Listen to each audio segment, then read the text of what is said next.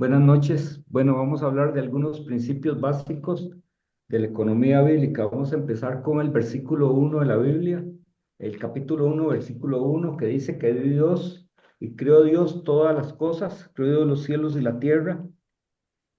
Y en ese primer versículo que todos conocemos, queda muy claro quién es el creador de todas las cosas, que es Dios.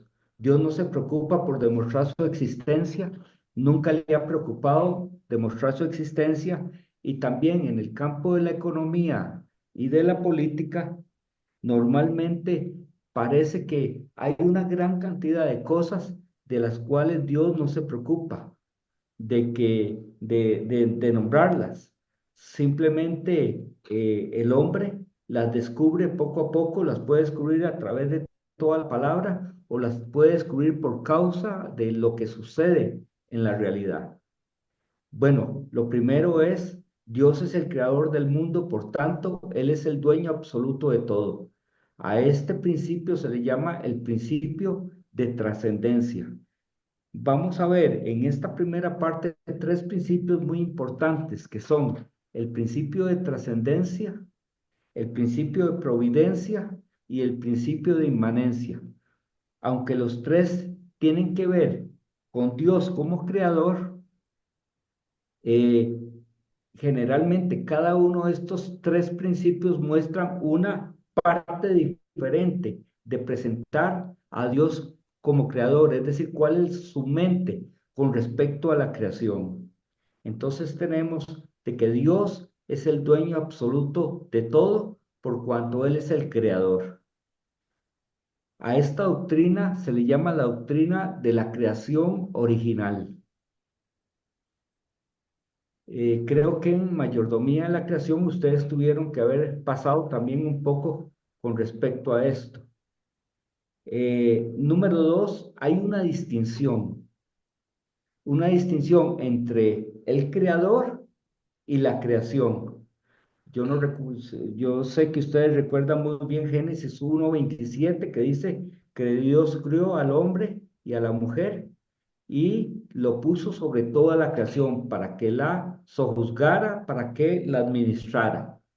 Pero hay una diferencia entre toda la creación y el creador. Y esto es muy, muy importante, especialmente por la gran cantidad de religiones y de ah, algún tipo de pensamiento, tal vez esotérico, como es la nueva era, y otros tipos de pensamiento que a veces creen que la creación es Dios. Inclusive hay gente que yo estando en la universidad, en el tiempo de mis estudios, en la Universidad de La Salle, en el tiempo de mis estudios, recuerdo que un día nos llevaron a un lugar y algunos compañeros abrazaban árboles, besaban hojas, porque decían que eso era Dios, que eso era Dios. Mm. Ese tipo de extremos quedan muy bien derogados cuando entendemos de que hay una distinción muy clara entre el creador y la creación. Una cosa, una entidad es el creador y otra entidad o entidades son la creación de Dios.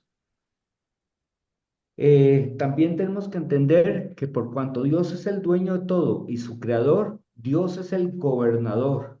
Es decir, que la soberanía de todas las cosas le corresponden a Dios. ¿Qué es lo que le corresponde al hombre? ¿Qué tipo de soberanía es la que le corresponde al hombre? Es una soberanía delegada, pero Dios es el soberano de toda la creación.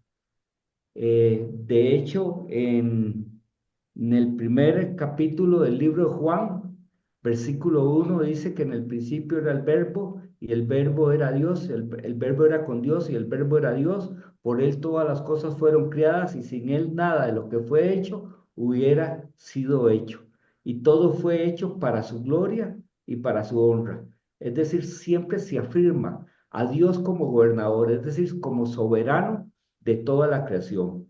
Y aquí viene el tercer principio de los que estábamos hablando, el principio de providencia. Antes esta palabra se usaba muchísimo, hace como dos, tres, no, hace como tres o cuatro décadas. Uno decía la providencia para hablar acerca de Dios, Pero ¿qué es la providencia? La providencia son las leyes por las cuales se rige y funciona la creación. Y la palabra es muy clara que Dios es el que mantiene y sostiene la creación. Imagínense la cantidad de leyes que deben de estar funcionando al mismo tiempo para poder mantener el funcionamiento de todo el universo, inclusive de toda la tierra, inclusive la vida y todo lo que nos referimos a la creación dentro del planeta Tierra. Yo me imagino que esto es como Costa Rica comparándose con el mundo y su biodiversidad. En Costa Rica se dice que hay alrededor de un 8, un 10% de toda la biodiversidad de todo el mundo, no en cuanto a cantidad, sino en cuanto al número de especies. Así es, el número de leyes que se necesitan para que la vida, como la conocemos, y todo lo que subsiste dentro de los sistemas de la vida dentro del planeta Tierra, inclusive el mismo planeta Tierra y su relación con el sistema solar, tiene mayor cantidad de leyes, por lo menos hasta lo que conocemos en este momento del universo. Es para que observemos la inteligencia, la sabiduría, el poder que tiene Dios y cómo este principio de providencia nos hace entender de que todo el universo, todas las leyes y cómo se sostiene tienen que ver con Dios. Lógicamente, como Dios como creador, pues Dios es el juez de toda la tierra, Él juzga. Cada uno de nosotros vamos a ser juzgados, pero Dios es el que juzga todas las cosas de una manera verdadera. Él juzga continuamente la creación de acuerdo a sus decretos, a sus leyes y a sus requisitos. Es decir, Él no juzga solo a los hombres y mujeres de su pueblo, Él escudriña, Él juzga, escudriña y juzga a todos los reinos de la tierra, a todos los reyes de la tierra, inclusive cuando estamos leyendo libros como de Ezequiel, los libros como de Isaías, los libros de los grandes profetas, inclusive de los profetas menores, observamos cómo Dios juzga a las naciones, pero también juzga a las personas. El cuarto principio es el principio de inmanencia. El principio de inmanencia lo que nos dice es que Dios actúa sobre la creación. Entonces tenemos el principio de trascendencia, que Dios es el dueño de todo lo creado.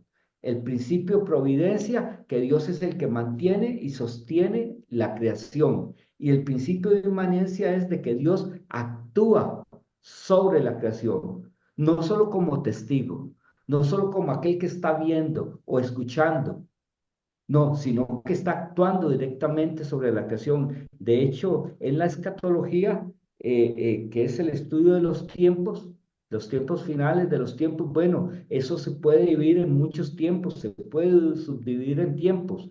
Y cuando uno estudia la escatología de esta manera, nos damos cuenta de que Dios es dueño de la historia.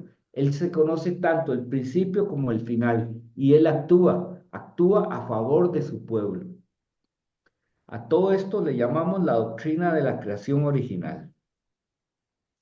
Eh, Uno de los ejemplos de cómo es que Dios es dueño de todo es, no sé si ustedes recuerdan cuando un terrateniente le dice a uno de sus siervos que vaya y contrate trabajadores para su viña.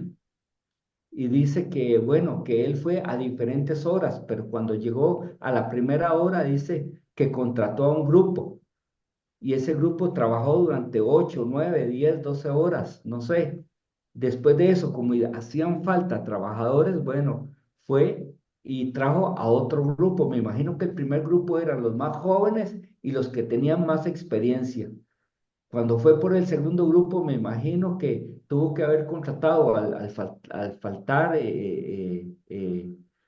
trabajadores, tuvo que haber contratado a personas mayores y a gente un poco muy joven, demasiadamente joven, con poca experiencia, pero que podían aportar a la labor, pero los llevó a trabajar ya no 9 horas, sino 6 horas. Después dice que fue 2 veces más porque hicieron falta más trabajadores. Y sucedió que en los últimos trabajadores solo estuvieron 1 hora, pero a la hora de la paga les pagó a todos lo mismo. tanto el que trabajó 9 horas como el que trabajó 1 hora. Y parece que algunos se enojaron, algunos de los trabajadores, pero ¿qué les contestó ellos? ¿Qué les contestó Dios? Yo soy, o bueno, el terrateniente en este caso, representando a Dios, yo soy el dueño de todo y yo hago con lo mío lo que yo quiera. Lo que está diciendo ahí claramente, bueno, no solo nos está hablando de salvación, de que cualquiera de nosotros puede entrar a la salvación de Dios, sino también de que el Dios es dueño de todo y Él hace como Él quiere. Inclusive eh, le dijo a Moisés de que Él salvará al que Él cree que debe ser salvo. Ujú. Y todas las decisiones perfectas están en las manos de Dios. Después de eso viene la doctrina de la soberanía delegada. Es decir, aquella autoridad, aquella soberanía que Dios delega sobre entes, agentes de su creación. Bueno, ¿cuáles son los agentes de la creación? Bueno, los hijos de Dios, los hombres y las mujeres, pero las familias. Generalmente los hombres y las mujeres trabajamos para la familia.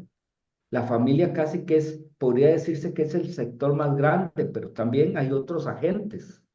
Están las sociedades anónimas, están las asociaciones sin fines de lucro, está el Estado, están las empresas. Todos esos tienen algún tipo de soberanía delegada. Es decir, ellos también deben de dar cuenta de lo que Dios pone en sus manos. Entonces, Dios determinó que el hombre debe gobernar y tener dominio sobre las demás criaturas de la tierra. Ahí afirma la propiedad privada. Bueno, lo vimos en el ejemplo pasado, cómo Dios llamó a algunos, no, eso sería más bien en el caso en que se necesitaba traer obreros perdón, quiero ser más específico. Acabo de acordarme aquella parábola cuando el señor de una viña contrata eh, a varios y les da varios dones a los diferentes eh, siervos. Y después de un tiempo dice que él viene y pide qué fue lo que hicieron con esos dones que les dio. A uno le dio 5 y cuando regresó le dio 5 más. A uno le dio 3 y regresó y le dio 3 más. Es decir, siempre Dios da dones a los hombres. Dios da soberanía delegada, Dios da propiedad a los hombres. Ahora, no tenemos que pensar los dones en términos de propiedades, es decir, en términos de fisiocracia. ¿Qué es la fisiocracia? La fisiocracia es de que la riqueza es aquella doctrina que dice que la riqueza estaba concentrada en la tierra. En la tierra usted podía sembrar y mantener los animales, y eso le producía el sustento a los seres humanos, pero y a las familias, pero no nos referimos solo a ese tipo de propiedad, inclusive la vida misma es una propiedad. Inclusive la inteligencia que Dios me da, el don de la inteligencia, es una propiedad. Y de todo eso que Dios me da, todo eso yo tengo que administrarlo como parte de los regalos y de los dones que Dios me da para yo después dar eh, una ganancia al Señor de lo que Él me da, pero al mismo tiempo dice la palabra que el obrero es digno de su salario. De eso mismo yo voy a subsistir. Entonces Dios determinó que el hombre debe gobernar y tener dominio sobre los demás criaturas de la tierra, afirmando la propiedad privada. Dice en Génesis 1:27, y crió Dios al hombre a imagen de Dios lo crió, varón y hembra los crió. Y los bendijo Dios y les dijo, fructificad, multiplicados, llenad la tierra y sojuzgadla, y señorad en los peces del mar, en las aves del cielo, en todas las bestias que se mueven sobre la tierra. Génesis 1:27-28. ¿Eso qué significa? Que lo que Dios le da a los hombres bajo su soberanía delegada es más ni menos que un arrendamiento de su propiedad. Es decir, Dios da a los hombres una mayordomía. Claro, esta mayordomía tiene dos niveles, o podríamos decir dos tipos de mayordomía. Una mayordomía delante de Dios y una mayordomía delante de la comunidad. Pero ahora entendamos de que lo que Dios nos está dando es un arrendamiento y nosotros tenemos que producir a través de ese arrendamiento. Dios le da al hombre la responsabilidad de administrar la propiedad, la mayordomía delante de Dios. Todo tipo de propiedad es subordinado, es decir, que no me pertenece a mí, sino que le pertenece a Dios. Y vean que estoy hablando de propiedad en su sentido más amplio. Por eso la fotografía es muy clara. Vemos el trabajo agrario del hombre, pero también vemos en la fotografía una gran cantidad de tipos de empresas que se pueden dar dentro de una sociedad y todos estos tipos eh, de actividad económica se refiere a una gran cantidad de propiedades. ¿Y qué es lo que se espera obtener? Se espera obtener una utilidad, un fruto, una ganancia de la administración de la propiedad, ya sea bienes inmuebles, es decir, todo lo que tiene que ver con propiedades, toda la industria que tiene que ver con las propiedades, los bienes muebles, todo lo que tiene que ver con automóviles y todo esto, los bienes muebles, las empresas como una propiedad para producir utilidad, los alquileres, las empresas de servicio, las acciones, la especulación. Mire, como hablamos de la especulación, una cosa son los depósitos a plazo y otra cosa es vender, comprar y vender acciones. Y no solo eso, dar la asesoría adecuada para que la gente obtenga ganancias del dinero ocioso. Recuerden que hubo uno de los siervos a los cuales se le dio un denario eh, o un talento y dice que cuando llegó a devolvérselo al Señor, llegó con el talento. Y el Señor realmente dijo que era un mal siervo porque ni siquiera lo había dado a los banqueros. ¿Qué es lo mínimo? Lo mínimo que se puede obtener de utilidad es un depósito a plazo. A veces creemos que es la actividad eh, mm, especulativa, es decir, la venta de acciones, compra y venta de acciones, pero no, es el depósito a plazo, es lo mínimo, es meterlo en el banco mínimo o meterlo en alguna buena financiera. Dice la palabra de Dios, porque el reino de los cielos es como un hombre que yéndose lejos llamó a sus siervos y les entregó sus bienes. A uno dio 5 talentos y a otro 2. Después de mucho tiempo vino el Señor de aquellos siervos y arregló cuentas con ellos. Y llegando, el que había recibido 5 talentos trajo otros 5 talentos, etcétera. Ya conocemos esa parábola a la cual me referí anteriormente. 7, la propiedad tiene una función social. ¿Qué significa eso? Que se ven beneficiados tanto el vendedor como el que la compra.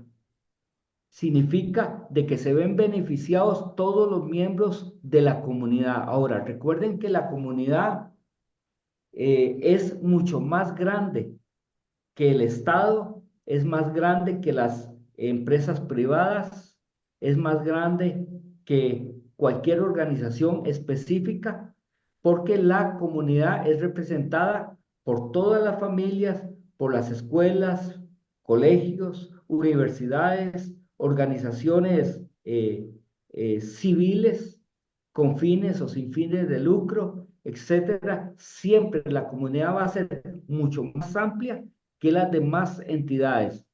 De hecho, en todo esto que tiene que ver con la compra y la venta de propiedad, y me refiero a su sentido más amplio, el que sale ganancioso siempre es la comunidad, en términos de su función social.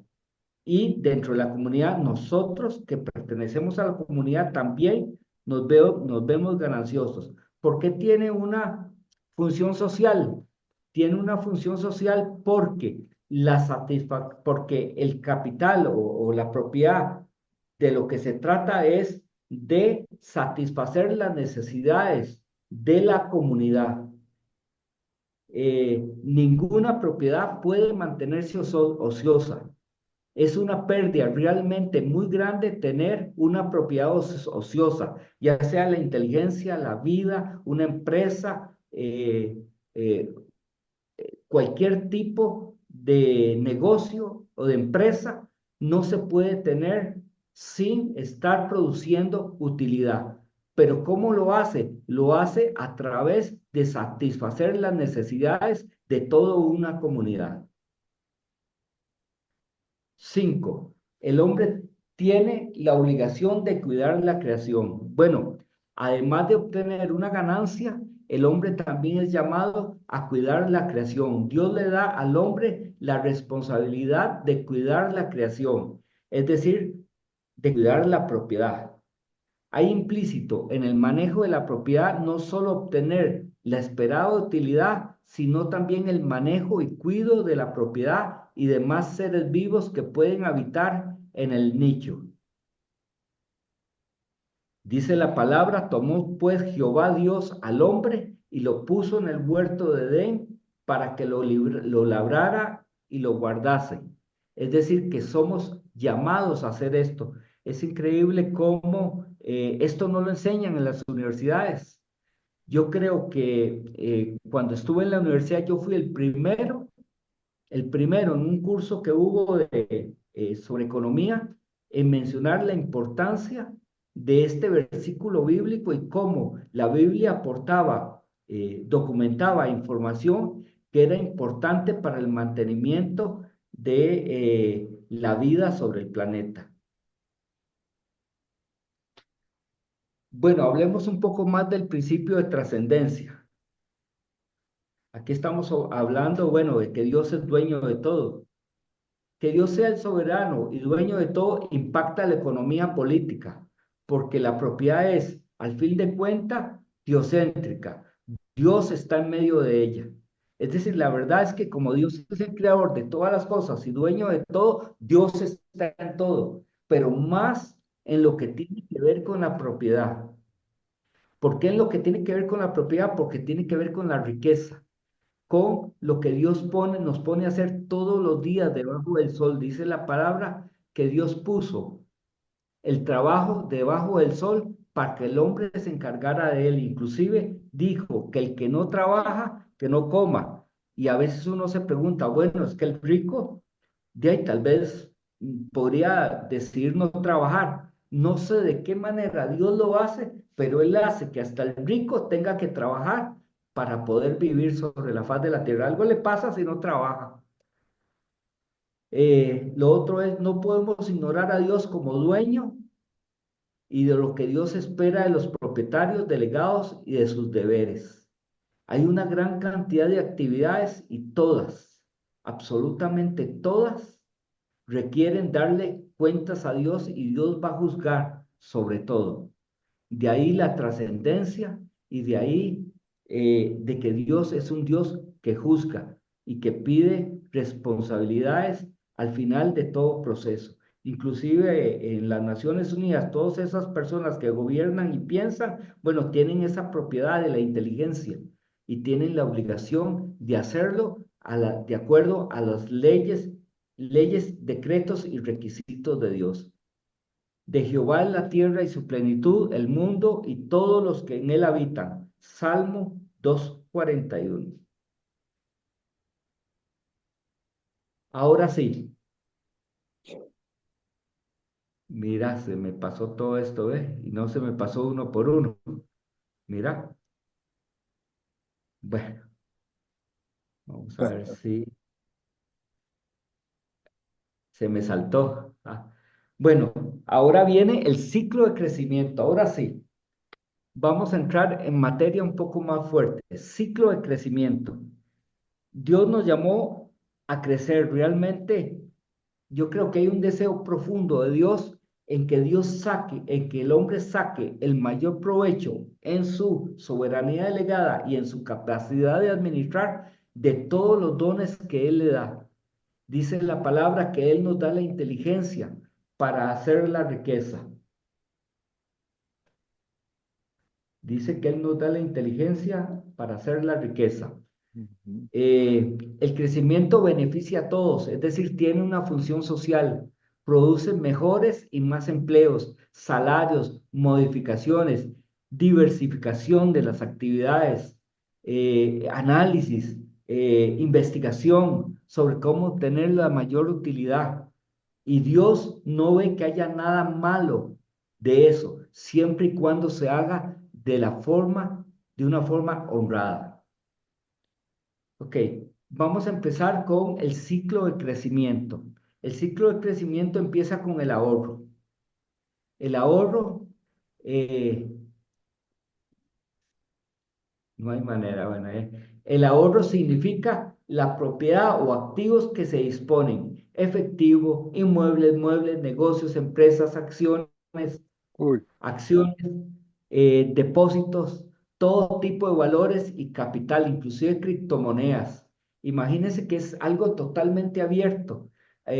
Todo esto ha ido evolucionando. Lógicamente, no podíamos estar hablando de acciones, sino que hasta de 1900 para acá, 1900, cuando nació el mundo accionario, la ley de Ricardo, el mundo accionario, bueno, hubo una explosión al punto de que esta misma venta de acciones fue la que ocasionó la crisis de 1900, la gran crisis de los Estados Unidos, por ahí de la segunda década del siglo pasado.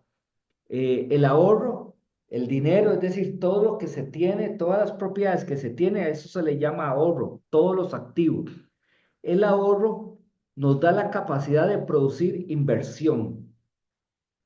La inversión es todo lo que produce utilidad, todo lo que se hace. Alquileres, ventas, producción, acciones, depósitos a plazo, empresas, valores, servicios, etcétera, etcétera, etcétera. Lógicamente en la inversión se deben asumir y no dejar muy de lejos todo lo que tiene que ver con los gastos y aquello que tiene que ver con los recursos humanos. Pero el ahorro produce inversión. La inversión produce crecimiento. Entonces el ciclo viene así. El ahorro produce inversión. La inversión produce crecimiento. ¿A qué se refiere el crecimiento? Se refiere no solo a la propiedad que se tiene, sino se le suma a ellos todas las ganancias que se obtuvieron de la inversión. Entonces, el crecimiento produce, ¿qué produce? Más ahorro. Más ahorro que produce, más inversión. Más inversión que produce, más crecimiento. Más crecimiento que produce, más ahorro. Y ahí sigue el ciclo de crecimiento.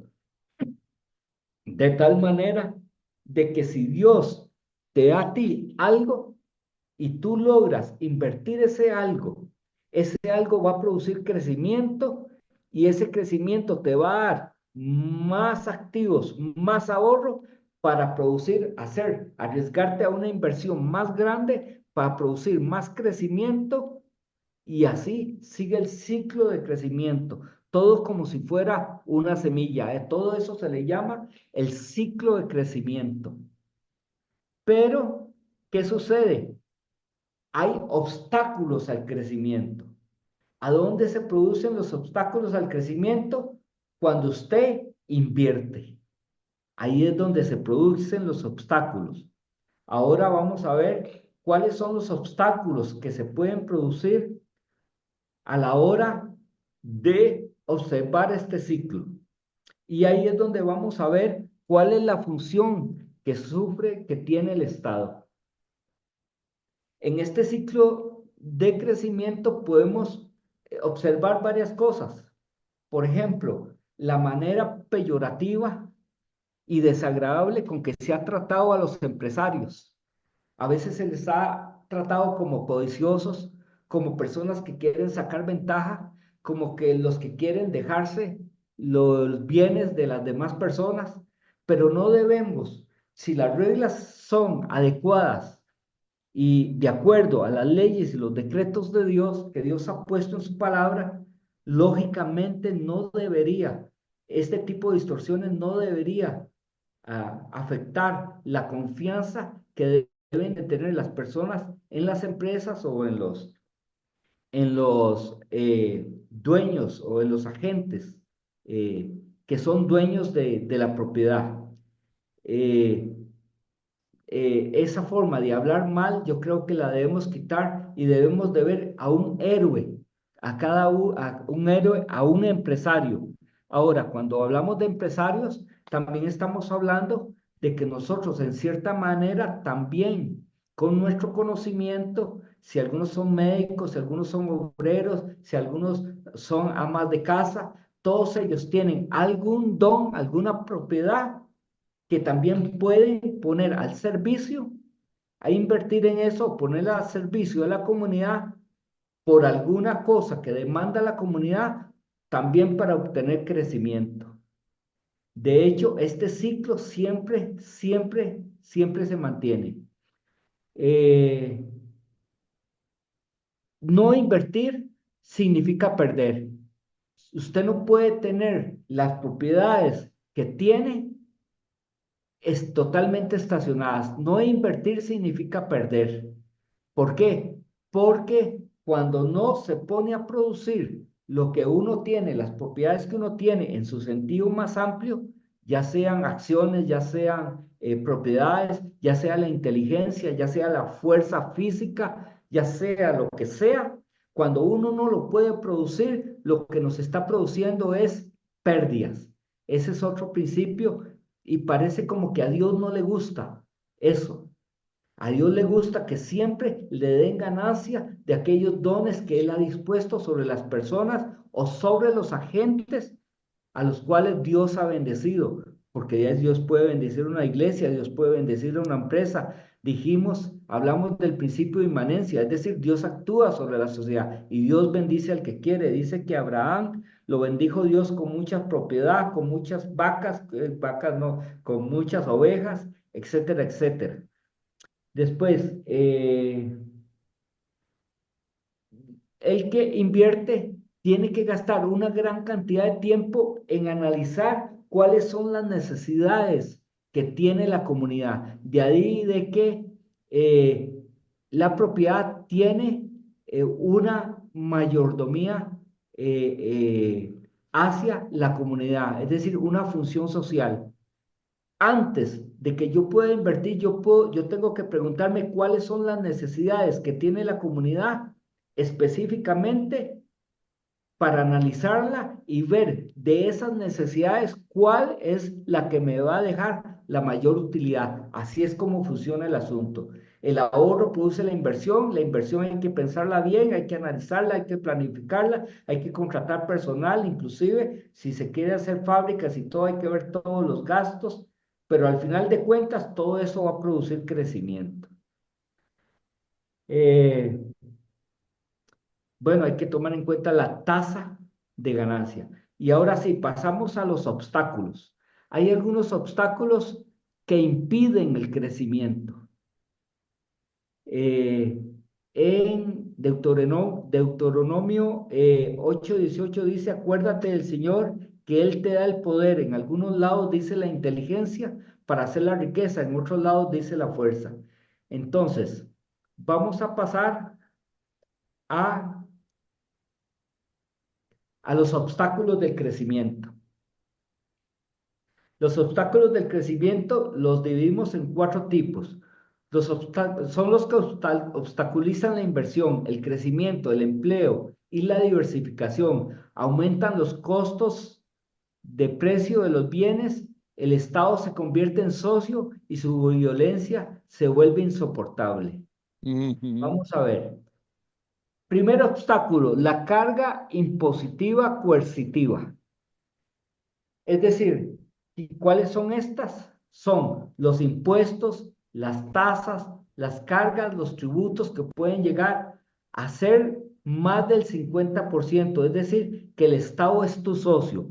Cada vez que tú haces un negocio donde ya sea por servicios profesionales, ya sea cualquier ganancia que usted obtenga, cualquier cosa que sea de vender bienes, todo tiene que pagar tasas o impuestos. Inclusive el tener una propiedad tiene que pagar cargas tributarias que tienen que ver con la propiedad. El impuesto a las ganancias, los impuestos de importación, ventas, alquileres de muebles e inmuebles, otros. Se dice que la tasa Wow.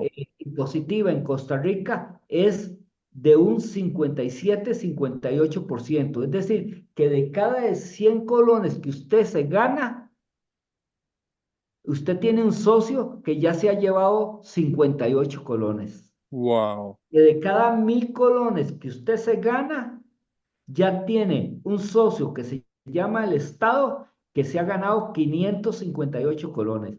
Si usted se gana 100.000 colones, usted a veces sin darse cuenta, ya el Estado le ha sacado a usted 58.000 colones.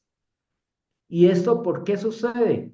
Bueno, vamos a ver por qué sucede. Porque el Estado, en lugar de transformarse en un ente que posibilita el libre mercado, la libertad de inversión y de crecimiento, se convierte más bien en elemento de obstáculo al crecimiento.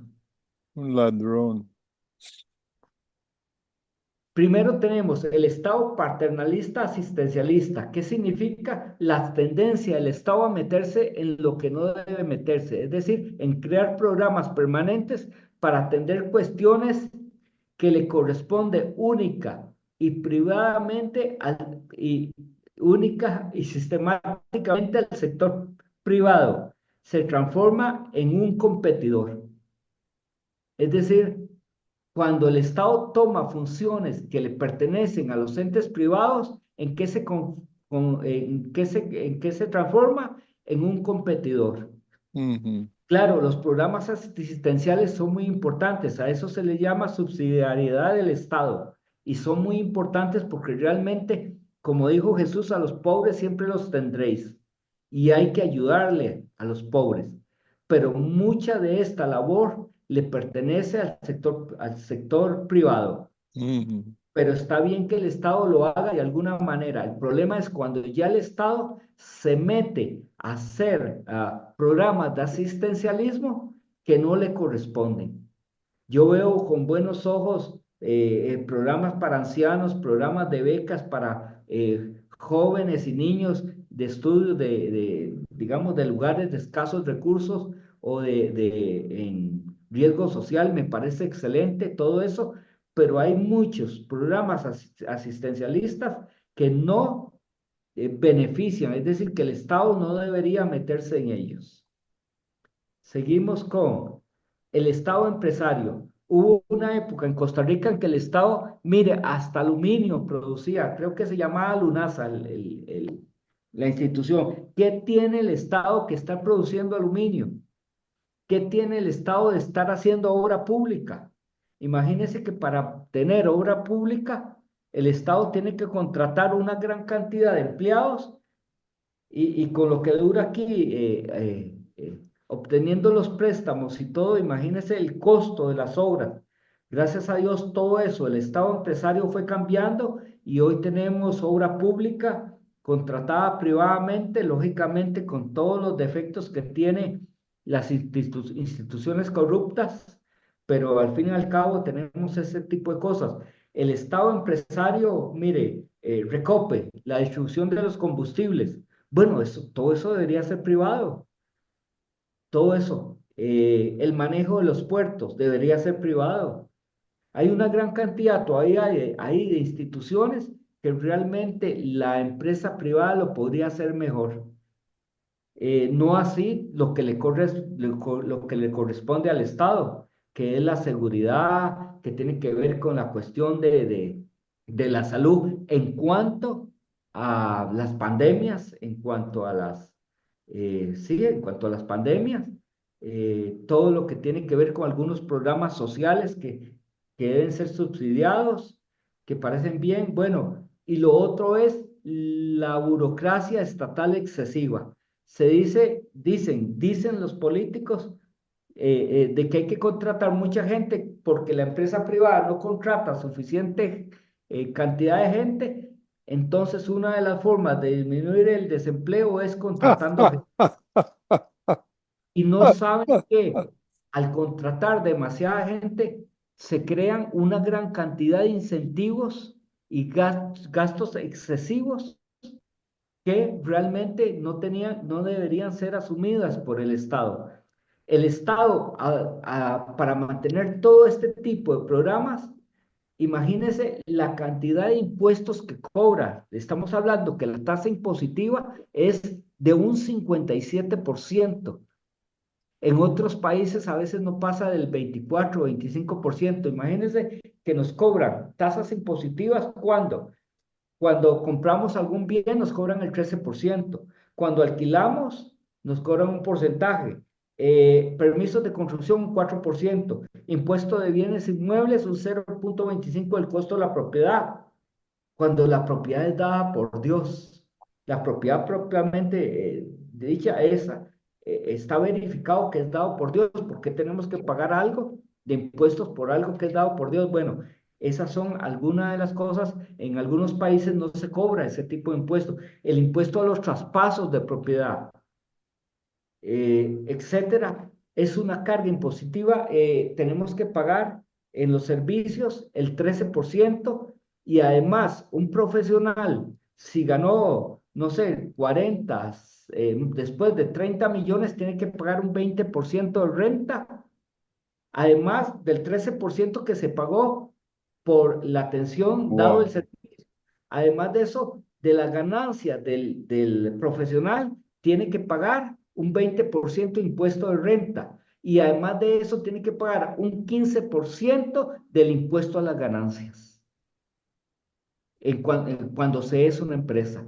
Imagínense la carga impositiva que existe en Costa Rica. Todo esto que son obstáculos al crecimiento, como lo habíamos visto anteriormente, lo que habíamos visto anteriormente, viene el ahorro produce inversión, la inversión produce crecimiento, pero entre medio de esos dos existen obstáculos que tienen que ver con toda la carga impositiva y con todo lo que hace el gobierno. Bueno, por último, el concepto de libre mercado, oferta y demanda. Oferta es todo lo que necesita la comunidad para satisfacer sus necesidades. Digo, todo lo que ofrecen los productores o los propietarios para satisfacer las necesidades de la comunidad. Y las demandas son todo lo que necesita la comunidad. Eh, a mayor oferta, el precio baja. A mayor demanda, el precio sube. También hay dos curvas, la curva de la demanda y la curva de la oferta, que tienen que ver con el precio de las cosas, pero no lo vamos a ver en este momento. Y por último, hay cuatro formas de gastar el dinero, así rápidamente, porque ya viene Randy pisándome los tobillos. Hay cuatro formas de gastar el dinero, según Milton Friedman. Gastar mi dinero en mí, esa es la mejor forma de gastar el dinero. ¿Por qué? Porque maximizo la cantidad, la calidad y el beneficio.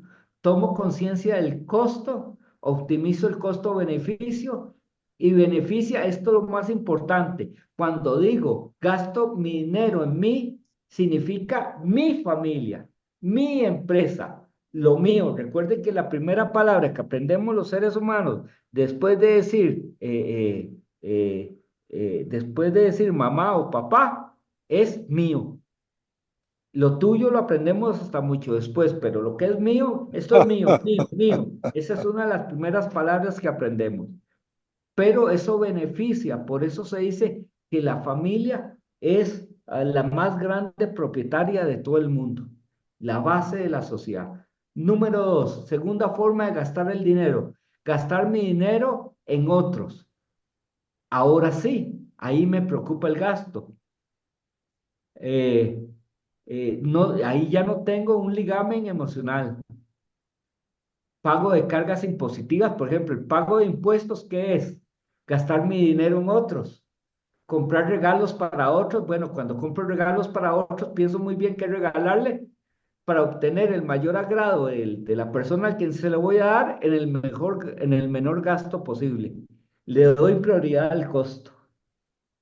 Después de eso tenemos gastar el dinero de otros en mí. Claro, eso es lo más maravilloso para todos aquellos que viajan a costa del gobierno. No hay sentido ni incentivo para abstenerse. Viajes y viáticos, invitaciones especiales.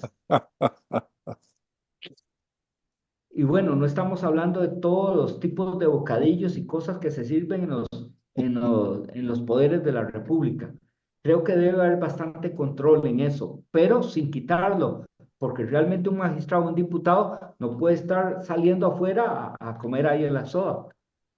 Realmente necesita, sí, sí, sí, necesita una atención, pero todo lo que es viajes y a veces viáticos y todo eso ahí, exceso, no sé qué otra gran cantidad de gastos, de dinero de otros en mí, pero si yo fuera el burócrata, estaría feliz de que otros gasten en mí. ¿Quiénes son otros? Los otros son ustedes. Ustedes, los que pagan los impuestos al Estado. Y la otra forma es gastar el dinero de otros en otros. Bueno, todo esto lo que tiene que ver con los gastos del Estado, pero ya vimos las dificultades que tiene el Estado asistencialista, el Estado que aumenta las cargas impositivas porque no le alcanza el dinero para gastar, el Estado que tiene su burocracia insaciable y el Estado que tiene el Estado empresario que gasta el dinero en labores que no deberían estar haciendo los entes privados. Eh, yo creo que eso es en general, eh, vamos a parar esto un momento. Es demasiada materia en muy poco tiempo. Traté de resumirla y espero que esto les sirva de insumos para poder tener criterio a la hora de opinar ante otros interlocutores sociales con los que ustedes se enfrentan todos los días. Excelente, don Gerardo. Muchísimas gracias. Buenas noches, muchachos, profesores. Bueno, buenas noches. En esta segunda sesión de hoy vamos a tocar la ley bíblica. Ya hemos visto algo de la economía eh, y lo triste que es una economía política dominada por el Estado y sin libertad. Y la raíz de este problema y quizá problemas en todas las esferas de la sociedad, en la familia, en la iglesia, en todo, tiene que ver con una actitud antinomia de la iglesia de no entender la importancia de la ley bíblica y la relación de la ley bíblica y la libertad. Entonces necesitamos urgentemente recuperar una visión cristiana de la ley. La iglesia no tiene una visión de la cristiana de la ley. La iglesia evangélica es mayormente lo que llamamos en la teología antinomia. Confunde la justificación por la fe con el propósito santificador de la ley y la validez de la ley bíblica hasta el día de hoy, no para justificación, sino para santificación y para la moral y ética de la sociedad. Y la sociedad moderna occidental se le ha olvidado la herencia de siglos y siglos de la ley bíblica basado en los 10 mandamientos dado a Dios, escrito por el dedo de Dios en el monte Sinaí. Ahí está Moisés recibiendo las 2 tablas de la ley, y las 2 tablas, en realidad, lo más probable es que cada tabla tenía los 10 mandamientos. No es que había 6 en uno y 4 en el otro, o 5 y 5, sino porque la ley es un pacto, la ley es revelación, y la ley siempre, el pacto siempre tiene 2 copias, porque hay 2 lados, como si fuera un contrato, la copia de Dios y la copia del pueblo, del pacto. Uno de los libros que realmente abrió brecha en los últimos 50 años, muy importante, y ya la primer tomo fue traducido por un costarricense, la Institución de la Ley Bíblica, un libro que un empresario americano me regaló en inglés, y este libro y otros libros por el mismo autor cambió mi ministerio, mi vida. Cuando empecé a entender que yo pensaba que a lo mejor era un legalista, pero no, es un teólogo extraordinario, John Rushdoony, la Institución de la Ley Bíblica. Intentar estudiar las Escrituras sin estudiar la ley bíblica es negarlas. Es una cita de él: intentar comprender la civilización occidental separada del impacto que tuvo la ley bíblica sobre ella y dentro de ella es buscar una historia ficticia y rechazar 20 siglos de progreso. Bienvenidos al mundo universitario y de una iglesia y con escuelas teológicas antinomias, ignorantes de esta gran herencia y deuda que tenemos de la ley de Dios, que es la ley de las naciones. La Reforma Protestante nos dio un renacimiento eclesial apenas. No reformó la Iglesia Católica, eso es un mito. La Iglesia Católica tenía su contrarreforma, hubo ciertas reformas, pero no se reformó. Y mayormente lo que sucedió en la reforma fue un renacimiento eclesial. Pero lo que se necesita ahora, en esta época en que estamos ahora, es un renacimiento cristiano en todas las esferas, ya que no es sobre lo que hacemos en la iglesia los domingos, sino es sobre toda la vida y todo el pensamiento humano. Torah no solo ley en el sentido de mandamientos y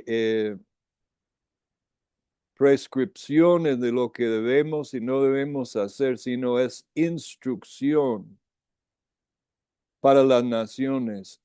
Es el yugo que Jesús dijo: tomad o llevad mi yugo y aprende de mí. El yugo que Jesús estaba hablando, si estudiamos exegéticamente la palabra yugo en la palabra, la contundencia de todo el uso de la palabra yugo es corporativo. Jesús está hablando que la nación debe tomar su yugo. Eso implica las personas, las familias y todas las instituciones de la nación deben aprender de él y tomar su yugo, es decir, poner sobre sus hombros y cargar Torah y caminar con él, aprende de él. Y eso es aprender de su ley. Su ley es su ley palabra. La ley es lo mismo que la palabra, y la palabra es la ley. Y eso es lo que a veces no entendemos. Es interesante que la introducción empieza Rushduni en su primer capítulo de la institución de la ley bíblica con esto sobre Juan Wycliffe en su introducción a su Biblia. Su traducción dice, esta Biblia es para el gobierno del pueblo, por el pueblo y para el pueblo. Esta frase tomó Abraham Lincoln y lo aplicó en su famoso discurso de Gettysburg, pero viene de los reformadores, viene de Wycliffe hablando sobre el propósito de la Biblia. Y este enunciado no atrajo ninguna atención como si fuera algo extraordinario o loco, porque el pueblo entendía en aquellos años la centralidad de la ley bíblica. El que la ley debería ser la ley de Dios era algo que todos creían. Es algo raro y extraño que alguien dice que debemos gobernar la nación por la ley bíblica. Los políticos ya quieren arrancarse el pelo, sacar su barba y romper su saco en susto que van a imponer la ley de Dios. Claro, ellos imponen una ley, pero es la ley humana, no la ley de Dios. La ley que sale de corazones caídos, pervertidos de la contaminación de su propio corazón y lo pone y lo impone. Y dice que vamos a poner la ley bíblica. Bueno, toda la ley bíblica solo tenía, creo que era 613 mandamientos. Estados Unidos produce más de, bueno, hoy día ni sé qué es el dato, mi dato es un poco antiguo, más de 43,000 nuevas leyes cada año con leyes. Y no sé si eso incluye los reglamentos de todo lo que es el estado profundo. A mí no me hablan a mí sobre fariseos y saduceos, porque los fariseos y saduceos más grandes y legalistas más grandes, ahí lo encontramos en la Asamblea Legislativa de los Estados Humanistas de Europa, América Latina, Estados Unidos, en el estatismo. La ley bíblica es la ley de la libertad. Esa frase viene del libro de Santiago. Y eso nos extraña porque siempre pensamos ley, pensamos en escribas y fariseos y todo eso, cuando en realidad, cuando entendemos la ley bíblica, su función es la ley de la libertad. Dice Here que tiene razón al decir Wycliffe y Hus fueron los primeros en demostrarle a Europa la posibilidad de una alianza entre la universidad y el anhelo de la salvación de las personas. Fue la libertad de Oxford lo que sostuvo a Wycliffe. La universidad en este momento tenía la libertad de criterios de producir la reforma. La reforma en realidad no nace en la iglesia, sino nace de cristianos en las universidades, como era Wycliffe, como era Lutero y Calvino. El asunto tenía que ver menos que ver con la iglesia o el Estado que con gobernar por la ley, palabra de Dios. Ahora, esta frase, ley, palabra, viene muy claramente en Isaías 2 y 3, donde el profeta saca la profecía que la ley saldrá de Sión y la palabra de Dios de Jerusalén. Y aquí vemos que hay muchas naciones que van a subir al collado de Dios, el monte de Dios, que va a ser el monte que está sobre todos los montes, es decir, el monte del reino de Dios va a absorber todos los otros montes que son los otros reinos y naciones, y las naciones subirán al reino de Dios.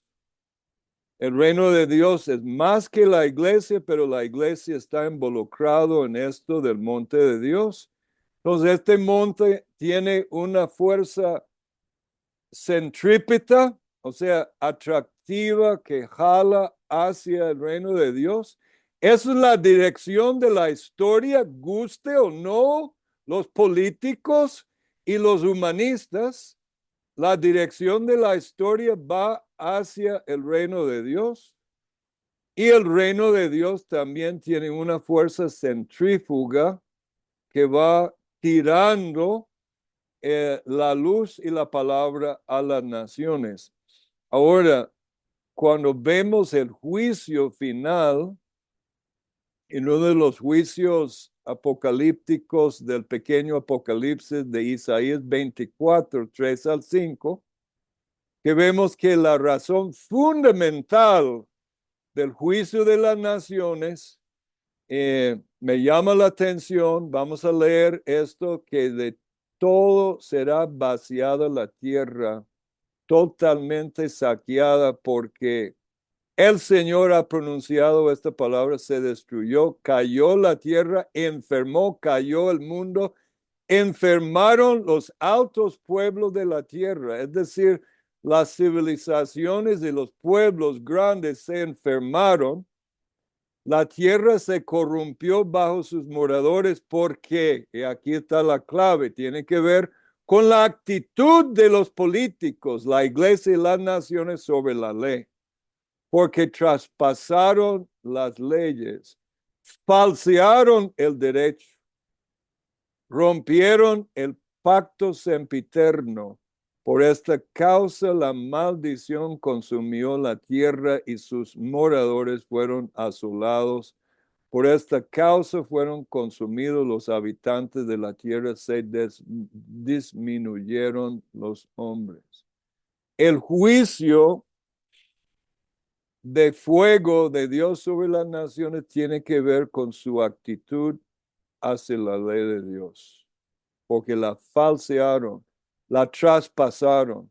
Los jueces, las cortes, las mal llamadas asambleas legislativas están falseando la ley, el derecho, y corrompiendo la ley al imponer cualquier cantidad de leyes puramente sacados de cabezas huecas de políticos y legisladores ignorantes.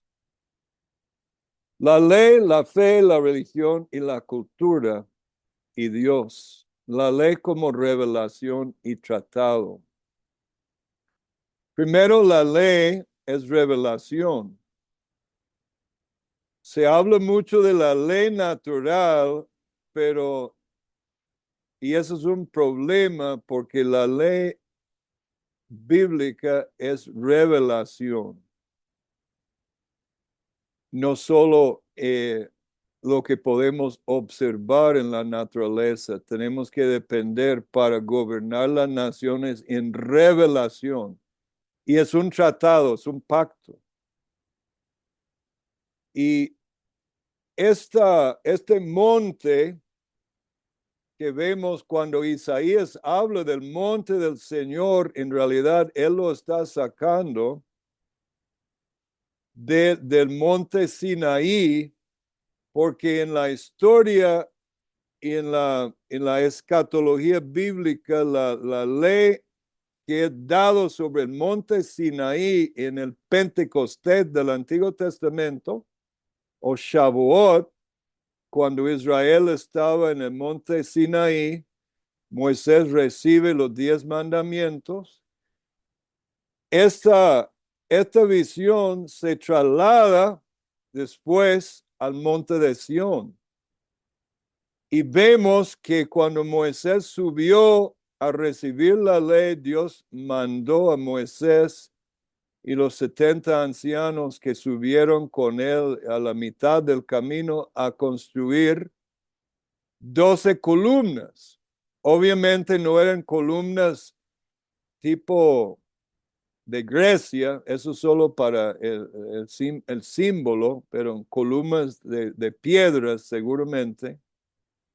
Y tenían que los 70 ancianos, juntamente con Moisés, construyeron un altar, un solo altar. Lo que quiero que noten ustedes son los elementos de la visión. En realidad es un hecho histórico, pero cuando lo visualizamos, vamos a visualizar el programa de Dios para discipular las naciones y el propósito de la ley para las naciones.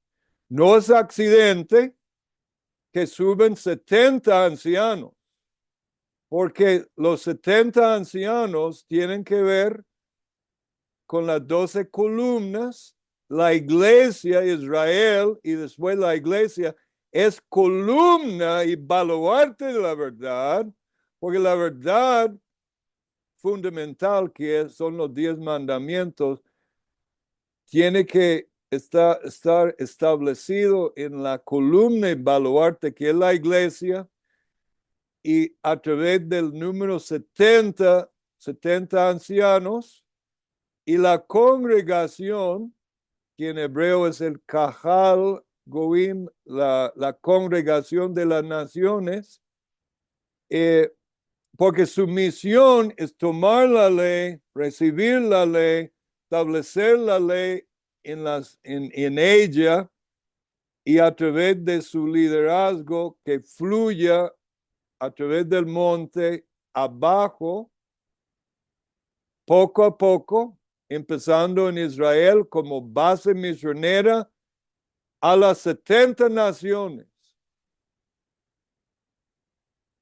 y que tapanta todas las cosas fueran gobernadas por Dios, su ley y su iglesia, en una actividad resumida aquí en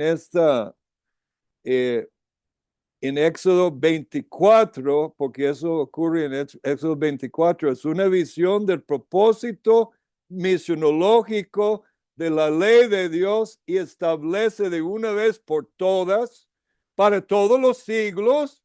Y no entiendo cómo la iglesia tiene la idea que la ley fue abolida, cuando es obvio que esta ley es la ley de las naciones en esta visión. Isaías comprendió eso plenamente cuando dijo, porque de Sión, es decir, del reino de Dios, su iglesia, saldrá la ley. Esa es la parte centrífuga, y de Jerusalén saldrá, es decir, de su pueblo, la ley para todas las naciones.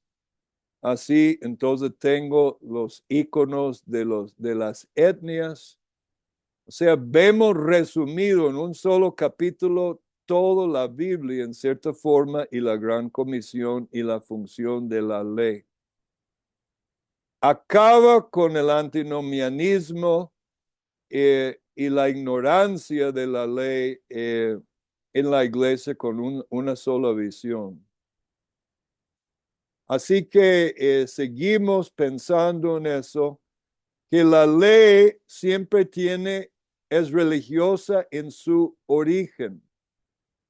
A mí no me importa si su ley es budista, su ley es hinduista, su ley es islámica, su ley es animista, su ley es humanista. La fuente de esta ley siempre es religiosa. Entonces, cuando la Asamblea Legislativa o los jueces legislando desde la bancada sobre el caso de esta muchacha, ¿cómo es que se llama este caso que acaban De de Beatriz. el caso de Beatriz, están imponiendo fuentes religiosas de una religión ajena a la Biblia, imponiéndolo sobre el mundo? Porque la ley gobierna al hombre y la sociedad porque establece, declara el significado de la justicia, rectitud. La ley es ineludiblemente religiosa. Aunque nazca de un gobierno comunista, la raíz de esta ley es su religión, porque detrás de sus valores y sus morales siempre es su fe, y la raíz de la fe es su visión sobre lo que Gerardo mencionó, lo trascendente. De igual manera, una premisa fundamental y necesaria en todo estudio de la ley debe ser primero un reconocimiento de la naturaleza religiosa de la ley, sea ley bíblica. Entonces, hoy van a poner la ley bíblica y la teocracia. Bueno, tengo malas noticias para los humanistas. Todo gobierno es teocrático. Todo gobierno es teocrático. ¿Qué quiere decir esto? Lo que quiere decir es, detrás de todo gobierno y su ley hay el Dios, un Dios o dioses. Es un mito que la ley moderna del Estado no es el establecimiento de una religión. La religión del humanismo, la religión de Filistea, el culto al Dagón. Porque digo Dagón, porque Dagón es un dios pez, el hombre pez. Ese es el dios del humanismo. El hombre es pez y el hombre es Dios. Dagón o la ley de Filistea es la religión del humanismo y la ley del Estado moderno. Antiguamente, creo que he mencionado esto, no usaban la palabra religión. Para decir religión siempre decía ley. La religión cristiana era la cristiana lex, es decir, la ley cristiana. El pueblo entendía que la fe, la religión, era su ley. La ley siempre era, y era obvio, excepto en el secularismo, porque nos han engañado y la iglesia cayó en la trampa, pero ya estamos despertándonos. Y la ley, cuando no es cristiana lex, se llamaba lex antichristi. Qué interesante, esta palabra anticristi o la ley pagana, antiguamente, en el tiempo de Lutero, los reformadores, la ley pagana se llamaba lex antichristi. Y la otra ley fundamental en el tiempo de los reformadores era la ley mahometana, que es la ley musulmana. Y todas estas leyes podemos decir que son religiosas.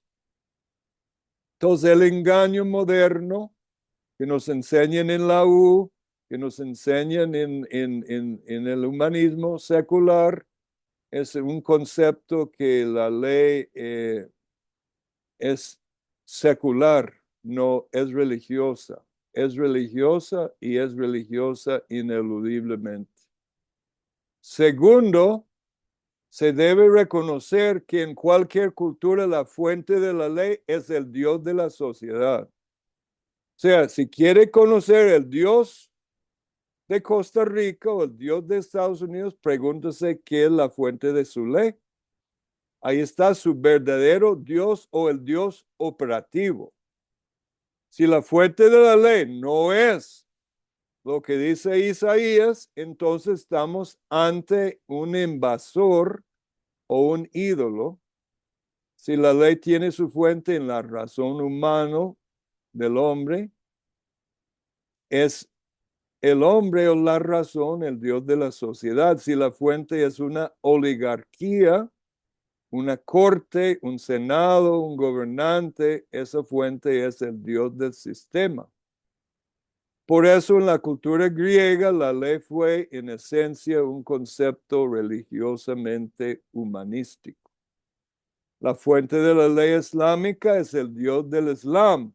En realidad, Mohammed, y por esto blasfemar contra Mohammed es el crimen más serio que blasfemar contra Dios en el Islam, porque el verdadero Dios, la fuente de su ley, es el mismo corazón completamente depravado del pobre profeta falso.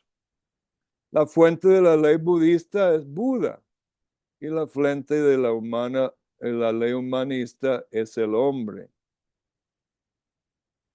Así usted tiene delante de ti el Dios funcional o operativo de esos sistemas.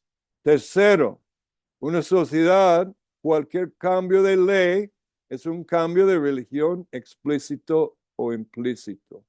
Todo eso viene del primer capítulo de Rushdoony sobre la ley. Brillante análisis, absolutamente brillante.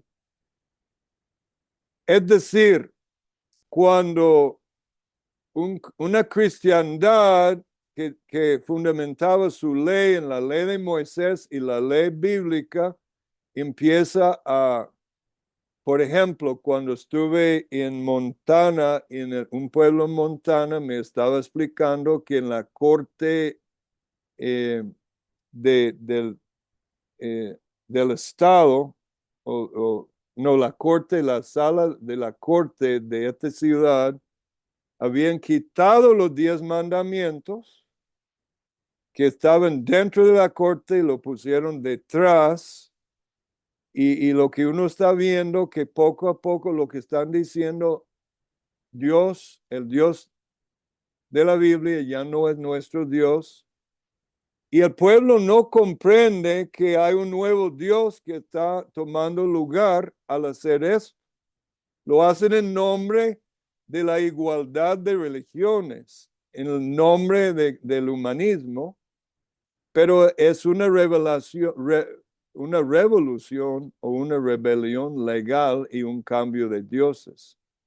Cuando los cimientos legales pasan de la ley bíblica a la ideología humanística, esto quiere decir que la sociedad deriva ahora su vitalidad, su poder del humanismo, no del teísmo cristiano, sino en realidad su fuente de poder es el caos del pasado evolucionario. Es decir, el poder ahora es desde abajo y no desde arriba. Cuando la fuente de la sociedad es desde abajo y no desde arriba, estamos ante una revolución satánica y eso es lo que está pasando con todo lo que estamos luchando con la Agenda 2030 y todo lo que está pasando. Pero los pastores no entienden. La iglesia no entiende porque no ve la importancia de la ley bíblica. Es por eso que Occidente ha perdido su vitalidad. Como dice Vishal Mangawadi, Occidente es una sociedad de flor cortada. Cuando usted corta una rosa o corta una flor y lo da a su esposa como es una flor cortada, dura unos pocos días y luego se va marchitando. La vitalidad de Occidente está saliendo estamos en un proceso, en una lucha cultural entre un renacimiento del cristianismo que podría ser nuestro futuro, o un colapso y una degeneración, porque si la vitalidad, si el alma de la sociedad ha sido quitado, hay otro alma entrando, otra vitalidad, y esta vitalidad proviene de abajo, no desde arriba, y produce la cultura de la muerte. Cuarto, no es posible ningún desestablecimiento de la religión como tal en una sociedad.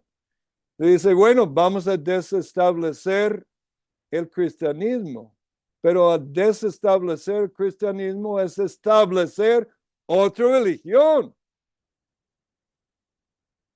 Y la Corte Suprema de Estados Unidos ha proclamado, creo que 3 veces, que la religión detrás de la sociedad ahora es el humanismo.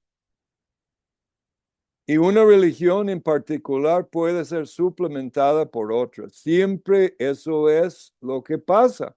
Cuando la iglesia no discipula la nación, sino discipula almas, a no discipular toda la nación, bautizando toda la nación y poniendo toda la nación, que la nación y todas sus instituciones no reciben el yugo y aprenden de Jesús y su reino, entonces estamos ante la imposición de otra religión y otro sistema. Puesto que los cimientos de la ley son ineludiblemente religiosos, ninguna sociedad existe sin un cimiento religioso y sin un sistema de ley que codifica la moralidad de su religión. Una vez que usted entiende eso, mi amado hermano, los profesores ya no te pueden engañar. Usted tiene una as debajo de la manga, lo saca y dice, no señores, no es así. Usted es tan religioso y ahora lo que está estableciendo es otra ley, otra religión y otro Dios. Filosóficamente ineludible, inescapable, y es una apologética muy fuerte que tenemos, pero los pastores no lo usan, las iglesias no lo usan, tenemos que entender esto. Rushdoony en esto es brillante. Quinto, en un sistema de ley no puede haber tolerancia para otra religión. La tolerancia es un artificio que se usa para introducir un nuevo sistema de ley como preludio para una nueva intolerancia. Entonces, la intolerancia ante la ley bíblica y el cristianismo ahora que tenemos es porque ahora hay otra religión y otro sistema, o sea, el sistema positivista legal, la fe humanística ha sido salvaje en los últimos 100 años en su hostilidad al sistema legal bíblico y ha aducido ser un sistema abierto, neutral, que recibe todos por igual, mentirosos, engañosos. Pero Cohen, que dista mucho de ser cristiano, no sé por qué dije Cohen significa sacerdote, algo pasó ahí. Ha descrito muy bien a los... Cohen es un autor, que los positivistas lógicos como nihilistas y su fe, absolutismo nihilista. Todo sistema de ley debe mantener su existencia por hostilidad a todo otro sistema de ley.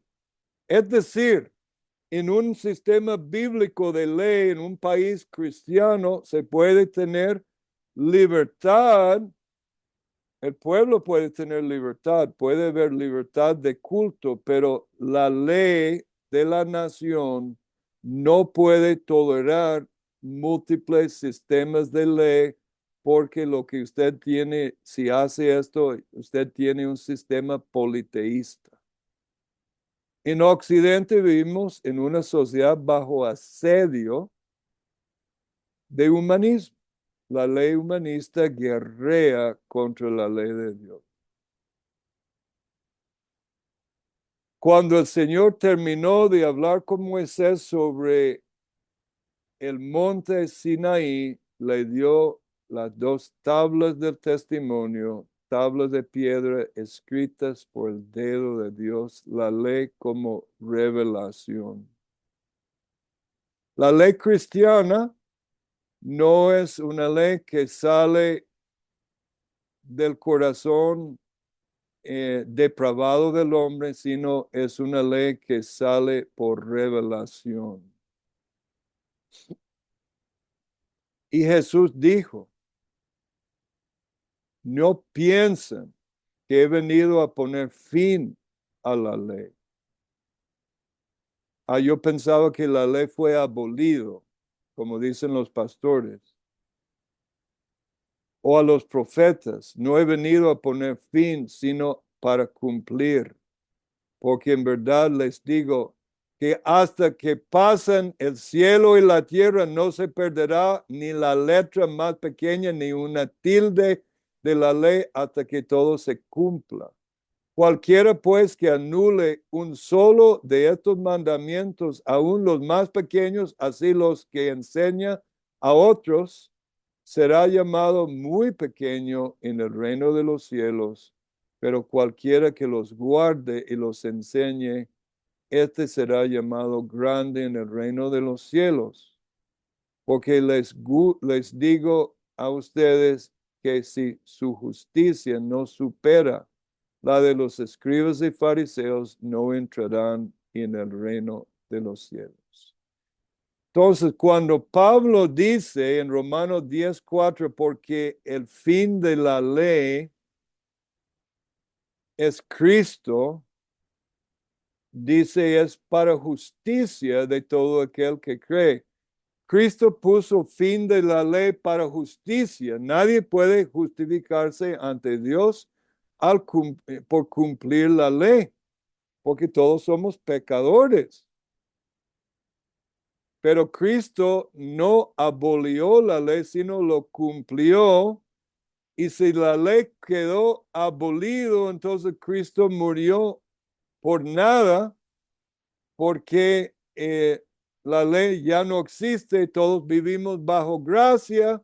Y como vivimos bajo gracia, entonces podemos hacer todo lo que queremos hacer porque la ley fue abolida. Ve que lo ridículo de la lógica de los pastores en ese sentido.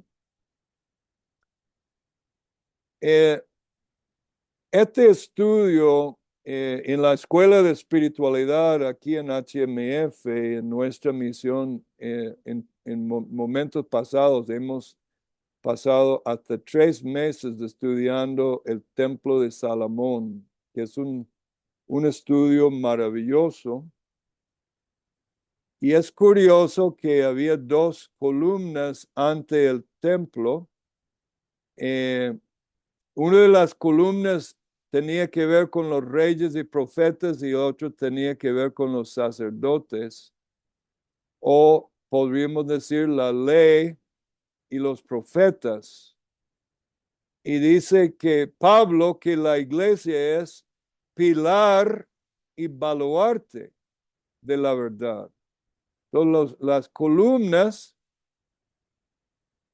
35 codos de altura, es decir, que las 2 columnas sumaban a 70 el número de las naciones, es decir, que la columna, que es la iglesia, y esa columna es para las naciones demostrar la ley y los profetas para el discipulado de las naciones.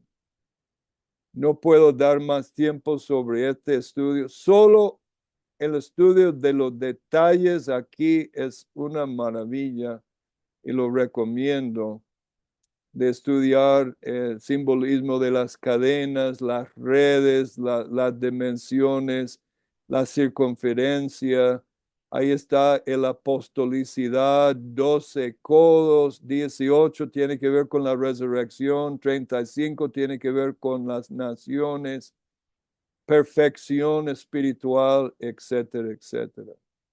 Y la corona tiene que ver con gobierno y realeza, Cristo gobernando a través de su iglesia sobre todas las naciones.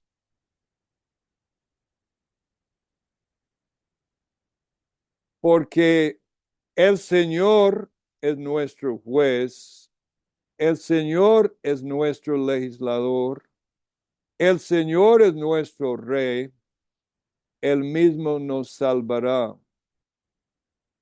El origen y dirección de la ley y los tres poderes del gobierno en Occidente, el poder legislativo, que debe ser propiamente dicho el poder de la administración de la ley, porque bien aplicada la ley bíblica no existe una asamblea legislativa, lo que hay es una asamblea administrador de la ley, porque ellos deben administrar la ley bíblica y aplicarlo a las situaciones, no legislar desde corazones caídos, contaminados y depravados, sino usar la ley bíblica para gobernar la nación. El poder judicial, al final, detrás de los tres poderes, es Jesús, el juez, Jesús, el legislador, Jesús, el poder ejecutivo, el rey. Este equilibrio de poderes, el modelo viene de la Trinidad misma y es Dios que nos salva, y una sociedad que quiere ser grande, como Trump quiere hacer Estados Unidos grande otra vez, si quiere hacerlo grande otra vez, debe imitar la grandeza de Dios y tomar para el poder judicial, el poder ejecutivo, el poder administrador de la ley, el origen es en Dios y en la palabra de Dios. Yo tuve la dicha, cuando estuve en Suiza, estuve en la antigua corte de Suiza en Ginebra, y estando en la corte antigua, no la corte moderna, pero donde estaba la corte hace como 50 años, Paul Robert, que era un pintor, pintó esa pintura que Francis Schaeffer mencionó, y yo quería ir y ver esto y tomé fotos. Lastimosamente en esta presentación no tengo la misma foto que tomé yo, pero el título de la pintura, que es un mural subiendo al segundo grado de la Corte Suprema de Suiza antigua, esa pintura o el mural se llama Justicia gobierna las naciones. ¡Qué revelación, hermanos! Que entendía Paul Robert no es Ginebra, es Lausana, perdón, siempre estuve en Lausana, Ginebra, me enredo con esos dos porque están muy cerca. Nota que la justicia no es ciega, porque no necesita ser ciega, porque la justicia tiene su balance, pero tiene la espada señalando, y cuando usted se acerca a este libro, dice la loi de Dieu. Los jueces están mirando la justicia, ellos quieren saber qué hacemos con los decretos, qué hacemos con los pleitos del pueblo. Aquí el pueblo está peleando abajo, hay una contención y hay testigos y los jueces diciendo qué hacemos, y Paul Roberts da la respuesta, la loi de Dieu.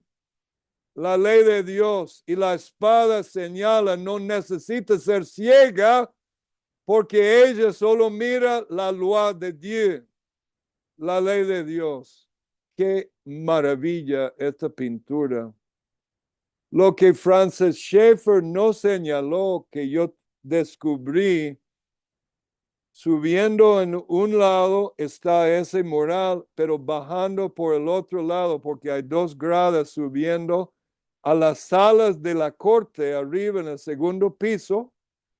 Y hermanos, oiga eso, yo entro ahí con mi amigo y hablo con la mujer que estaba encargada en la mesa de la entrada y estaba buscando ese mural y ella no entendía lo que yo estaba hablando, no entendía. Estando ahí, trabajando ahí, nadie le explicó todos los días y ahí estaba el mural que explica el propósito de la Corte. Ojalá que la Corte Suprema de Estados Unidos se despertaran. Pero como la iglesia no predica la ley de Dios, no como salvación ni con justicia, sino para justificarnos, sino como la ley de las naciones, Paul Roberts está señalando, señores jueces, ya tiene la respuesta, la loi de Dios, la ley de Dios. Bajando por el otro grado, hay otro mural y es una visión cuando el pueblo sigue la loi de Dios. Es un mural de una sociedad de paz, donde la gente está feliz, donde los niños están felices, donde la sociedad está libre. Es una belleza de mural sobre el resultado de cuando una nación sigue la loi de Dios, la ley de Dios para gobernar la nación.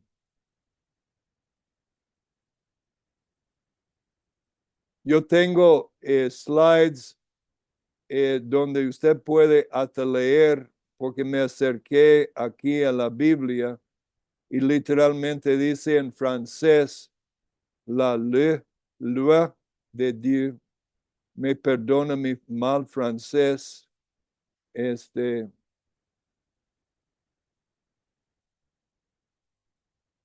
la ley en toda cultura y toda civilización siempre es religiosa en su origen.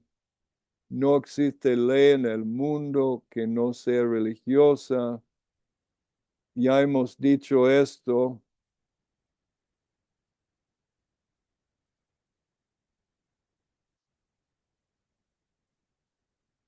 Entonces,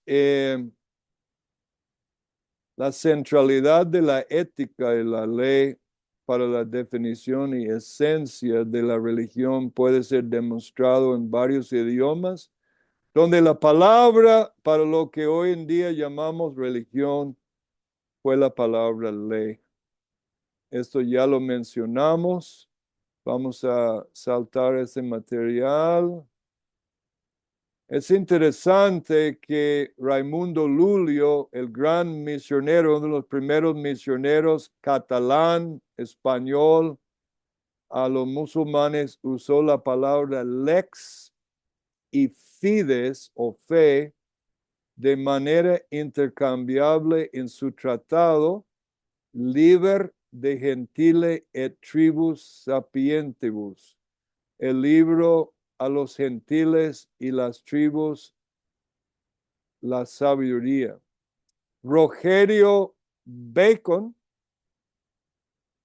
tratando de armonizar varias religiones con la ayuda de la astrología, aún mantenía que la lex cristiana, que es la religión cristiana, es superior a lo que él llamaba las religiones paganas, la lex anticristi, como ya mencionamos.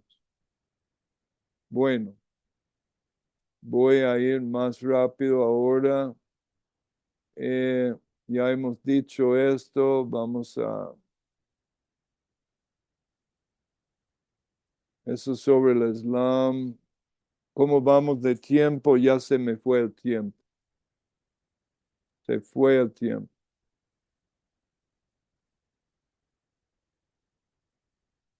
Creo que con esto vamos a tener que terminar, aunque no hemos terminado.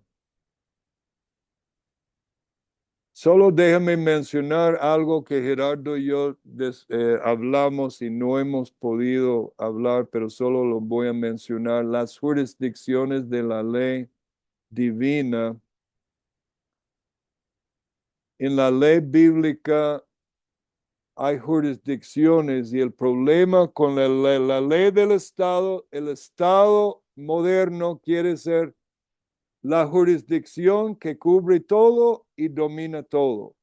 Domina el individuo, domina la familia, domina la iglesia, domina las vocaciones y es solo una jurisdicción, el gobierno civil o el Estado o el magistrado. La iglesia es otra jurisdicción de ley. Por siglos los católicos y los padres hablaban de la ley canónica, la ley de la iglesia, la ley de la familia, que es prepolítica, no proviene del Estado, es prepolítico. El individuo y las vocaciones son esferas de la ley que la Biblia claramente esboza. Ya terminamos, son las 9:03. ¿Alguna pregunta, comentario? No pudimos comentarios sobre lo que habló Gerardo también. Gerardo, si estás ahí, podríamos tomar 5 minutos para comentarios y preguntas sobre las dos ponencias. Esto fue un recorrido de velocidad de luz en una economía bíblica de velocidad de luz y la ley bíblica velocidad de luz. Y tal vez un comentario rápido es que, bueno, habiendo estudiado derecho y pues viviendo en un país que es evidentemente de influencia occidental, siempre me pareció muy interesante, ¿verdad? Que completamente en nuestra educación se obvia y se ignora cualquier mención a la ley bíblica. Eh, ¿Verdad? Cualquier tipo de influencia que haya tenido sobre nuestras instituciones, sobre la forma en la que vemos el mundo, sobre todo es completamente hecha a un lado y por supuesto sí se habla un montón de Grecia y de pensadores y filósofos griegos y de por supuesto de la ley romana, ¿verdad? Que nuestro, por lo menos en el caso de las jurisdicciones civiles, es nuestro antecedente, o por lo menos es lo que se dice, ¿verdad? Que pues fue el derecho romano el que básicamente dio a nacer muchas de nuestras instituciones, pero creo que sí, o sea, es algo que yo siempre pensé, es que pues obviamente, ¿verdad? Como la ley bíblica está contenida dentro de la Biblia y ellos hacen esta vinculación con la Biblia y religión, ¿verdad? Completamente la devalúan, ¿verdad? Y no le dan un posicionamiento, ni siquiera desde un punto de vista, si siquiera, y es ahí donde uno ve tal vez realmente lo poco objetivos que son, ¿verdad? Porque si realmente fueran objetivos como dicen serlo, podrían eventualmente hasta ver esto meramente como un tema de dar al César lo que es del César y decir, vean, yo no creo en esto, no creo en la Biblia, ¿verdad? Pero puedo reconocer el impacto que la ley bíblica ha tenido sobre nuestras sociedades, sobre nuestro desarrollo y todo eso, pero simple y sencillamente no lo hacen porque no quieren reconocer ni una porción Porque de... cambiaron de dioses y es la Exacto. revolución que están haciendo. Entonces, sí me parece muy interesante todo este análisis que se hace en este libro acerca de efectivamente cómo la ley, ¿verdad?, es finalmente una manifestación práctica de la religión de una sociedad, porque es cierto, ¿verdad? O sea, finalmente creo que efectivamente la ley te revela cuáles son las posiciones de la sociedad con respecto a todos los aspectos de nuestra vida. Y esto que él menciona, que se menciona, ¿verdad? De que estos cambios pues reflejan cambios de dioses, o sea, todo eso era algo que yo personalmente tal vez lo he observado, pero nunca había encontrado una forma tan articulada de poder decirlo y me parece que la forma en la que él lo manifiesta es sumamente, es muy, muy articulada y muy fácil de poder explicárselo a Muy alguien clara, ¿verdad? porque Muy a clara. veces son como conceptos o cosas o ideas que uno tiene en la cabeza, pero no sabe uno exactamente cómo explicarlo en una forma concreta, ¿verdad? Y que yo creo que una persona que tenga la capacidad esta, ¿verdad? De pensar, dice, mira, sí es cierto, o sea, finalmente, justamente la razón por la cual la ley es dinámica y todos reconocemos que cambia, ¿verdad? En nuestra sociedad no se mantiene inamovible, si se quiere, es justamente porque es un reflejo de las posiciones que la sociedad tiene con respecto a los diferentes temas. Y ya si se quiere ir más profundo, ¿verdad? Pues es un reflejo de los dioses de la sociedad y que es a lo que le están dando, pues prevalencia, pero ese no es el nombre que se le dice, ¿verdad? O sea, no se le dice a esas ideologías dioses, se le dice pues nuevas corrientes de pensamiento Ah, o el, exactamente. ¿verdad? O el progreso, ¿Por ¿verdad? qué? Entonces Porque el saben que cambio, tienen una población ingenuamente, o sea, filosóficamente ingenuos, entonces fácilmente los engañan. Son y que yo engañadores y engañados.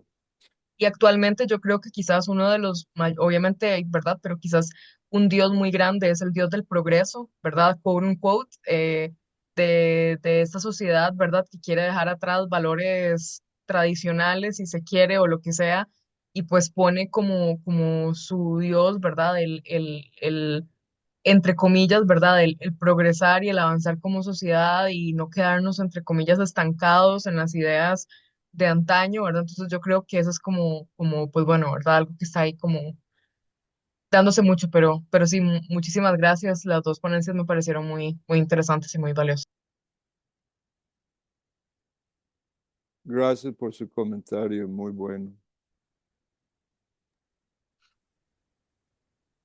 Me gustaría mostrarles, tal vez, Randy, si me permites compartir un momentito pantalla rápidamente para terminar, eh, que la, a ver, ujú. Bueno, si no, no hay ningún problema, porque lo que me Sí, ahora sí interesa, puede. sí, lo que me interesa, chicos, es que, bueno, yo no sé si ustedes saben que la asamblea, para ver, permítanme, para ver si lo tengo por aquí. Mm, permítanme para ver. Ajá, ahí se está viendo, sí. A Ajá. ver qué se está viendo. Está viéndose Reforma de este del artículo. proyecto. El proyecto del expediente 24592.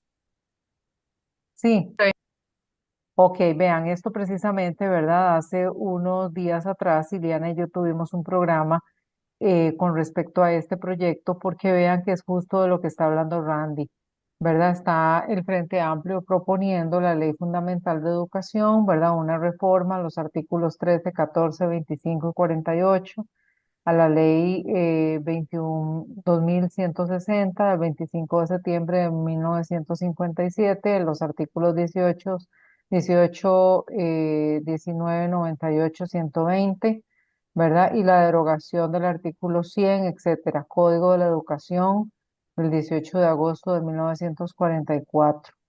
Este proyecto, ¿verdad? Presentado por el Frente Amplio, lo que intenta, ¿verdad? Dice el propósito, el proyecto propone reformas a la jurisdicción educativa de Costa Rica para que se incluya la pluralidad de actores presentes en la vida religiosa y creencias del país. Lo que quieren es una Entonces, sociedad politeísta.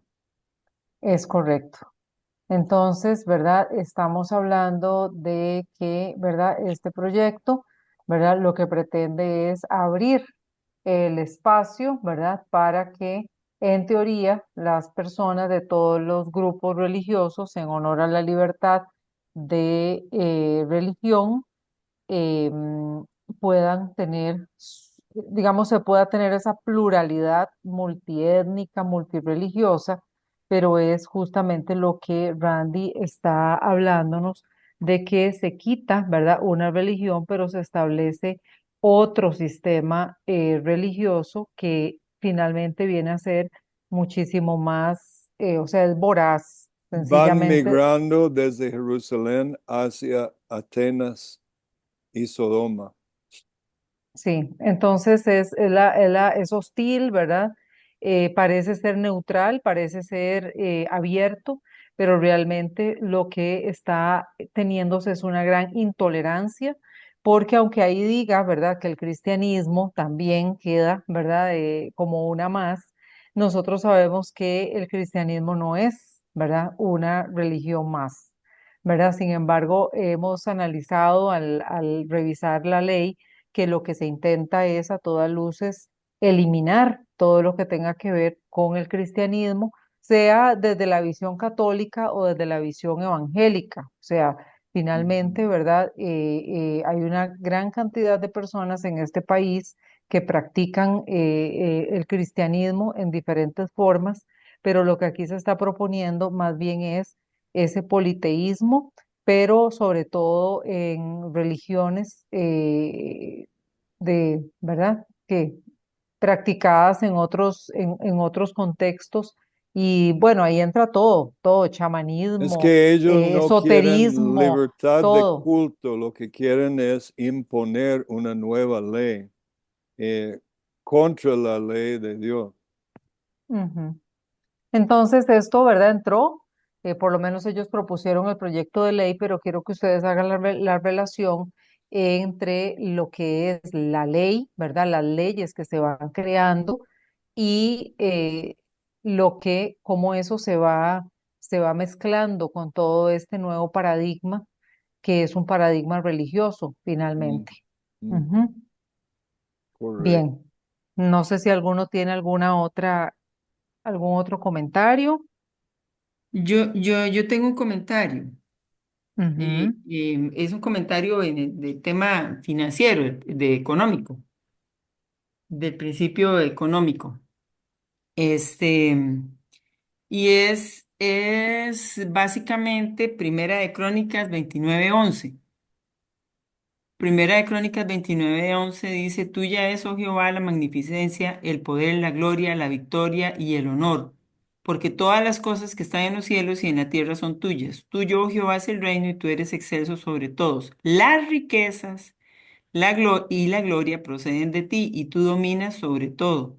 Y en tu mano está la fuerza, el poder y en tu mano es grande y dar el poder a todos basado en lo que dio Gerardo, ¿verdad? En lo que nos compartió, de que nosotros desde niños aprendemos a decir lo mío, yo, ¿verdad? Mío, mío, mío, mío, que él lo decía y es muy cierto, nosotros aprendemos a decir eso desde muy corta edad. Y yo sí quería reforzar el hecho de que uno de los principios más grandes de la mayordomía y en la parte financiera, del buen manejo económico, ¿verdad? Y la parte financiera, es entender que aunque yo considero y tiendo a decir mi casa, mi carro, mi trabajo, mi familia, en realidad nada nos pertenece, todo le pertenece al Señor. Él es el dueño de todas las cosas. O sea, con esto Mm. lo que quiero decir es, todas las finanzas y toda la economía y todas las riquezas que nosotros tenemos no le pertenecen ni al Estado, ni aún nos pertenece a nosotros. Todo provee y proviene de parte de Dios. Y cuando entendemos ese principio y nos desprendemos de esa parte, es cuando mayor prosperidad podemos tener, y no digo solo económica, sino en todas las tres áreas de nuestra vida de forma integral. Nada más quería como ahí reforzar ese concepto. Bien, agradecerle a don Gerardo y agradecerle también a Randy por la exposición de esta noche. Y de mi parte, chicos, quiero comentarles que, bueno, ya esta es nuestra última sesión del curso, ¿verdad? Hoy es 25 de noviembre y concluimos con esta clase esta primera promoción, ¿verdad? De la Academia de Liderazgo Cultural. Queremos felicitarlos, tal vez Randy, si cerrar no sé si ya había cerrado la grabación. Eh, no sigue la grabación, lo cierro. Ujú.